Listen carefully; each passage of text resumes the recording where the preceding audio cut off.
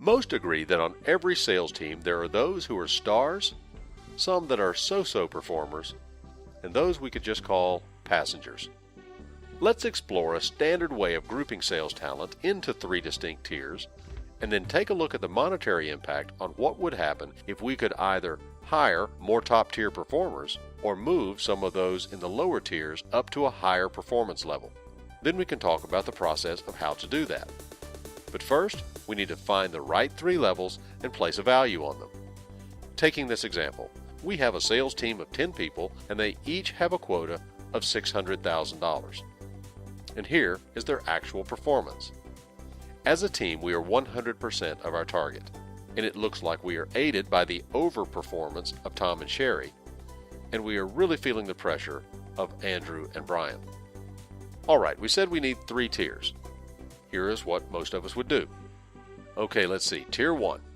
Why not everyone over 100%? There are 5 of them. Tier 2. Well, I would put Amy and Mike in there, so that is 2 in the middle tier, and that leaves Tier 3 for John, Andrew, and Brian. 3 at the bottom tier. So there we go, and it makes sense. But look what happens when we take the same team, same results, and instead of looking at the right-hand column to determine breakpoints, we look to the bottom line. Let's take that $6 million in performance and divide by the 3 tiers that we want to establish. So this method determines the value of each tier and tells us our sales performance at each level is worth $2 million. Now we can see if that changes who or how many at each performance level. It requires 2 in the top tier to equal $2 million. It takes 3 in the middle to come up with a $2 million requirement, and 5. Half of our 10-person sales team are required to come up with $2 million in sales value to occupy the bottom tier. That also means the average sale for each tier is $1 million for each star, $667,000 for each so-so player, and $400,000 for each passenger. Now we have something we can manage. It is clear when we divide our team this way that for each of the 5 passengers that can move up to the so-so level adds $267,000 in additional sales. That is a 4.4% increase if just one of them move up, and 22% increase if they all move up. And what happens if we could move everyone to the star level? That would be a 67% increase in revenue. Who could think of a better, more cost-effective way to increase sales? So how do we do that?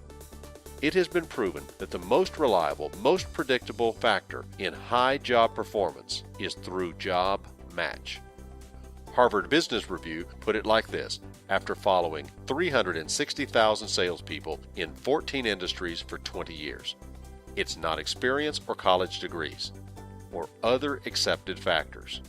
It hinges on fit with the job. So that means it is not education and not past success on someone else's sales team, not resume and not clever interviewing. And studies show that relying on those indicators or methods net a 1 in 2 to 1 in 6 chance of hiring your next top performer.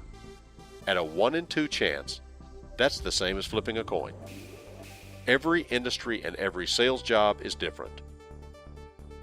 We have to ask and be able to measure, can this person cope with the mental demands of our particular sales environment? Do they have the cognitive process and thinking style that is the right fit for this job?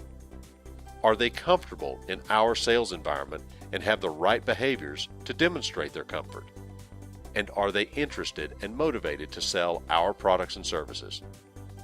So if we can measure those things and want someone who can truly contribute to our success and bottom line, then we should not set out to find our next top performer, but rather to fit our next top performer. We have proven tools, techniques, and ideas that will help you ask, identify, and correctly measure the right fit for the job that your current staff and future staff possess. From there, we work together to move low and mid performers up to higher performance levels and ensure that only top-level performers join in the future. To learn more about this, give us a call or look us up on the web. We look forward to working with you.